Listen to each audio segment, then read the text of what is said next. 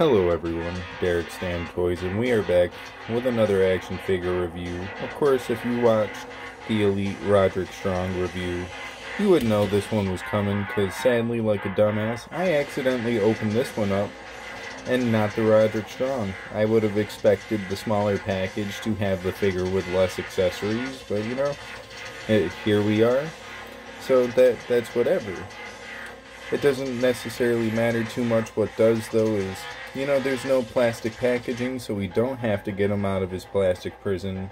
One thing I did technically forget to do, though, is take the t-shirt off him, though.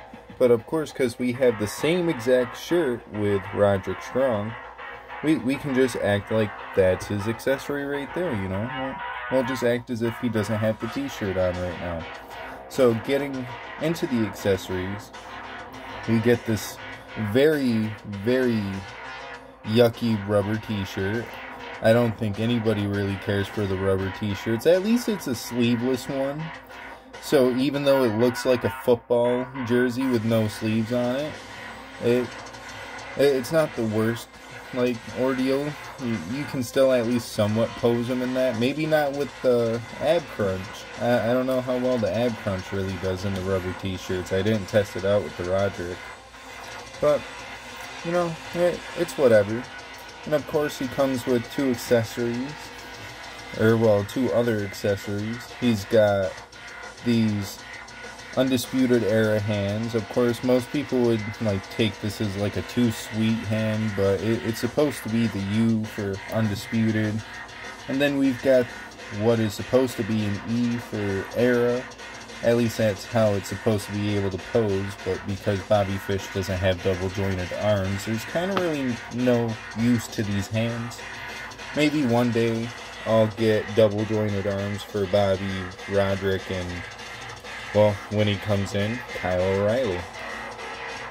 And of course, his other accessories, he's got his thumbs up hands for when he decides to do his throw cutter taunt, or if he wants to steal the Adam Cole boom taunt, you know, he can do that. And of course, he's got the weapon holding or mic holding hands on the figure already. You could count that as an extra accessory, but I can't exactly remember. Want to say those come on the figure anyway, so say as you will. Of course, we're still gonna have to take this shirt off anyway, so I don't know why I didn't just take it off, but you can see why these are gonna be annoying, because I'm gonna have to pause this to probably take this off, because doing it with one hand and trying to keep it in frame, oh, I couldn't do it with Roderick Strong the other day, so whatever. Anywho, now that we've got the jank rubber t-shirt off of him, we can see more of the figure. You can see a little scuffage here. Probably not too bad though throughout the figure. Got the back tattoo. Got his... Is that Infamous? Yes, he's a big gamer. He's played Infamous. And he's got the little dead fish across his cock. Probably because it smells. Got the Undisputed Era logo, but the wrong one on his knee pad. But maybe that's because he's one of the original three. I don't know. It beats me. We've also got Rip on his one foot, probably because that side of his toes got athlete's foot. And then he's got a cross that kind of looks like a hospital cross or something. I don't know. Can someone tell me what that means? Maybe he needs surgery on that foot. I don't know. I'm just goofing off a little bit. Trying to have a little bit more fun. Maybe the one joke was a little iffy though, but, you know, maybe his thingy does smell like dead fish. It'd be kind of funny, huh? Of course, he's got an Undisputed Era armband on his arm. You know, the right logo, not the three. Of course, that is accurate, though, I will say that. So before you take that little joke earlier as like a reason to go in the comments and be like, but it was accurate. I know. He's got the right Undisputed Era armband. Getting down into the kick pads. I have absolutely no clue what the hell that says. got really nice detail on the boots and stuff though. All around, a pretty solid figure. Of course, mine is used though, so the scuff marks are gonna kind of be a thing. It's not like I'm opening this straight out of the package, and I also don't know why my camera keeps going in and out of focus, so I'm sorry about that. Getting into the head sculpt, of course, I've always found this Bobby Fish head scan pretty alright. Like, it looks enough like Bobby Fish, but at the same time, I wouldn't have minded like a straight face Bobby Fish head scan and not one that kind of makes it look like he's trying to take a massive dump. I don't know, to me he just looks like he's on the crapper, trying to push the meanest turd out that he's ever felt. Maybe he was when he took the scanning for this head sculpt. I don't know. It'd be kind of a sad scenario if you really forced them up in the bathroom like that, but all around, pretty solid figure. Hate how my camera keeps going in and out of focus. I don't know what to tell you guys there, so sorry about that, because I'm actually really like paying attention to the camera for the most part this time. Sometimes I do, sometimes I don't, so yeah. That could probably answer a lot of your questions about certain action figure reviews if it just comes in and out of focus and it doesn't really fix itself. I'm probably not paying attention to it, I'm just kind of rambling or whatever. But speaking of that, why don't we get into my final thoughts, get them all posed up or whatever, and just kind of ramble on for a minute, because I'm really good at that. Alrighty, you guys. Now that I've got them all set up for the final pose, I've got Roderick Strong up in frame as well. Sadly, the Kyle O'Reilly didn't show up on time. Nice. You know, we're just going to continue it. I'm going to act like that never happened, you know.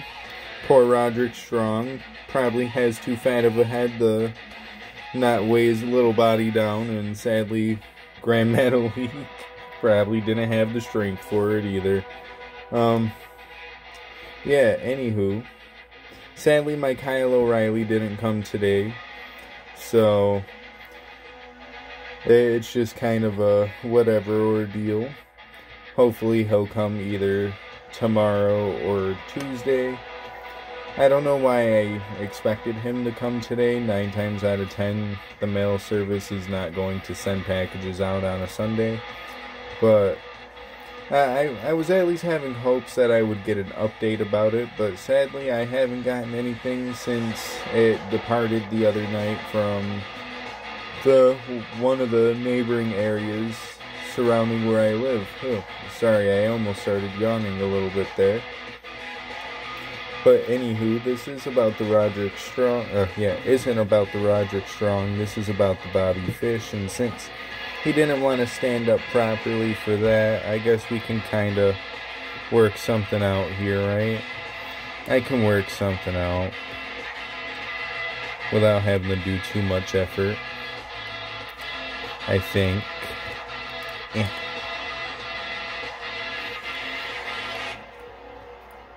Let's see. Sorry, it's getting a little off frame. I'm trying to get a decent little pose in here for you guys, since Roderick Strong wanted to ruin the final moments here. Bam, I think that works out pretty well. Just a simple little pose, since simple little Roderick Strong probably heard Adam being rang through his head and he fell from the constant pain of not knowing where his best friend is. Oh yeah, we're past that point. We know Adam Cole's the devil now. Kind of a outdated joke. Anywho, Bobby Fish, really solid figure, really nice attire. It looks a lot and enough like Bobby Fish. Of course, that head scan is a little meh in my opinion, but it's just kind of whatever. What would I rate this figure? Let's give him a good solid 7.5 out of 10. You know, maybe we'll say a good solid 7.8 out of 10. He's almost a good solid 8, but sadly it's the same head scan we've seen since the 3-pack of Adam Cole, Kyle O'Reilly, and himself. So I almost didn't even name him. I almost said Roderick Strong. Sometimes I tend to forget Bobby Fish was even in the group, but that's besides the point. That's because he was constantly injured so much.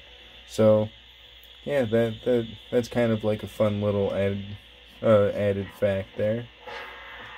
Speaking of facts, hopefully when I get the Kyle O'Reilly, I will also be getting the package that has the new stage piece in it. And once I do, maybe I'll do a little review on that, and hopefully I can get started in on working on the pick fed, because I'm gonna have a little bit of catching up to do, and I plan on episode 8 being a pretty big episode. Of course, it's right behind a pay-per-view, so gotta have a little bit of extra time on it. But with that being said, I said 7.8 out of 10, so let's give them a good solid 3.5 out of 5 stars, right? I think that scales out pretty right. And with that being said, if you liked the video, feel free to like the video. If you didn't, oh well, that's alright. You aren't hurting my feelings at the end of the day. But if you did like the video, feel free to watch some of my other action figure reviews. Of course, I kind of joked around a bit more in this video. Not always as jokey like that, in my opinion. Kind of felt a little bit more like I was trying to impersonate Grimm's Toy Show with the like jokes and stuff. Of course, he was someone who I used to watch a lot growing up, so sometimes I kind of have that sense of humor. Whether or not you guys enjoy it, oh well. But anyway, I do have other action figure reviews and pick fed content along with unboxings every now and again that you can feel free to go check out. And another thing you can feel free to do as well is subscribe. After all, it is free to subscribe. The day YouTube forces people to have to pay for a subscription, I think I'd leave the platform and go somewhere else. I don't know. Anywho, yeah, I don't really have much more to say. If you want to get more, like, notifications, whether or not YouTube gives you that bell notification, feel free to follow me on Instagram, where you'll see a post about every figure review we do when it goes live. And sometimes you'll see a little bit of behind the scenes on certain matches for the pick fed, and you can kind of just get a little bit of an insight on that before the episode comes out. See who may be in matches, see certain spots before they happen, and you know, just all around engage a bit more with the YouTube and or just Instagram community, as I know there's a lot of people who do like the YouTube pick fed, or yeah, YouTube pick fed style matches, but on Instagram, and they just like post the matches like parts and different threads and all that kind of stuff. It's interesting, but I personally would rather make it into a video and post it up on YouTube, let you guys watch it and enjoy it, even if I think my commentary is a little meh. Maybe you don't, I don't know, but I'm starting to cut this a little too long. Like I said, I like to ramble a bit. And on that note, we're getting out of here before I can ramble on any longer. Peace out, yo.